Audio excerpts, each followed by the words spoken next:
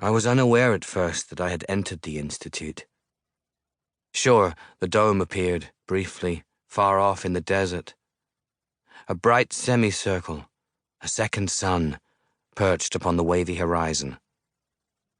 I thought it was a business park, or the reflective apron of one of the freehold's honeycombed luxury developments.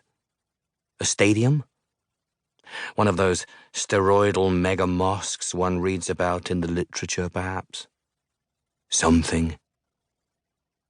It drifted along for a spell during that endless drive out, along the rightmost edge of my vision, no matter how many times the car merged onto new roads. I could see it even through the double tint of my sunglasses and the vehicle's windows. The dome, known only as a flare. Other than that, there were the dunes, of course, dune by dune, stuccoed to the sky behind. And these grey superhighways, colonized by sand along their shoulders, giving them lightly ragged edges, like monumental pencil marks. But nothing else, really. Besides that distant dome, which was there, until it wasn't. It vanished. Could it have been a mirage, a trick of the light? IDK. But no. No, I can see it again. Oh, I see the dome all right. Only I see it, now, from the inside. From underneath, I mean. I didn't notice a security checkpoint, so it will have been unmanned. There were no barriers to raise or lower, no fanfare, no ceremony. I was in the desert, outside of the Institute, and now I am within it. And the Institute is all about me.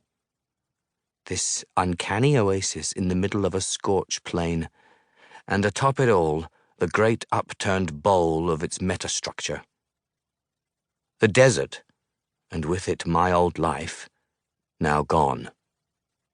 Poof. And so the car hums along, through this entirely new artificial ecosystem, past the tall palms which line both sides of the straight, clean avenue, casting their tarantula shadows. Off to the sides, parklands, lawns, copses, nature trails, etc. How many gardeners must be employed here? No sign of them, though, nor of any of the Institute fellows. The stubble of a few communications spars, small electrical substations, glints from far-off solar panels amid the greenery. What looks like a desalination unit, and now an enormous, brightly blue artificial lake. Farther off, the buildings themselves. The campus.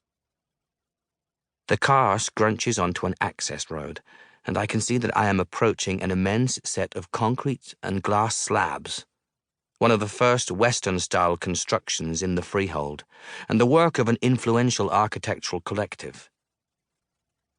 The car slows, then stops in the building's shadow, and I debark.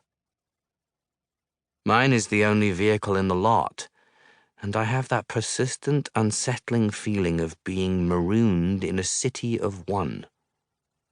The quiet air of a town after a massacre. I wonder where all the other Institute fellows are, but remember the time of day, and recall that at this hour they all must be hard at work on their projects, at their workstations and in their studios, their laboratories, so on. Exhilarating to imagine that I might belong to their number.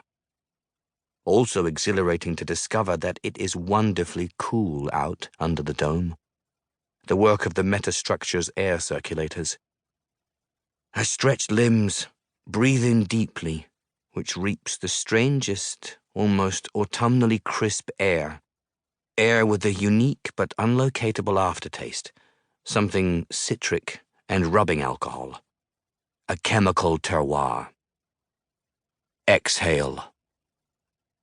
Craning, I still can't see a soul. I reach for my device again, whisper it awake, and it produces a sigh and begins to faintly pulse. Pull up a map, pinch outward, fix Miss Fairfax's position inside. And so I follow an animated arrow, guiding me toward the building's main doors, which obligingly swish open, and then I enter. Meander through a maze of empty hallways, branching like bronchioles in a lung, past the empty lounge areas, the empty galleries, until I arrive in a bright atrium. A hangar, really. Easily hundreds of meters across and just as high, housing the Landau Schmidt Glacier. Maybe it's just a replica. The website claims it's the real McCoy, though the language is ambiguous, as in, from the original. Either way, a large thing of any kind is always an event of sorts. I knew there would be such sights out here, enclosed ski slopes and so on. But still, wow. Just look at it. I snap a pic. Caption. Post.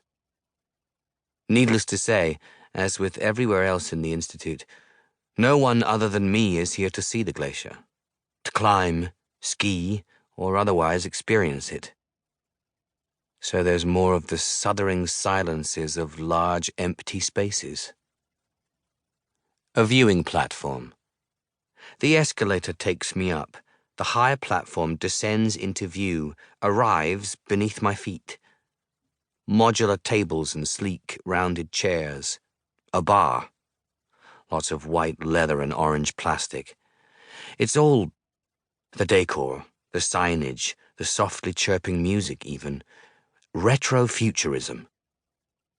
This is what once passed as modern, bleeding edge, and now, curated thus, it is pure kitsch. Or maybe it's nostalgia. Nostalgia for another future. I'm enjoying it. After all, what is nostalgia without kitsch? Just plain old memory.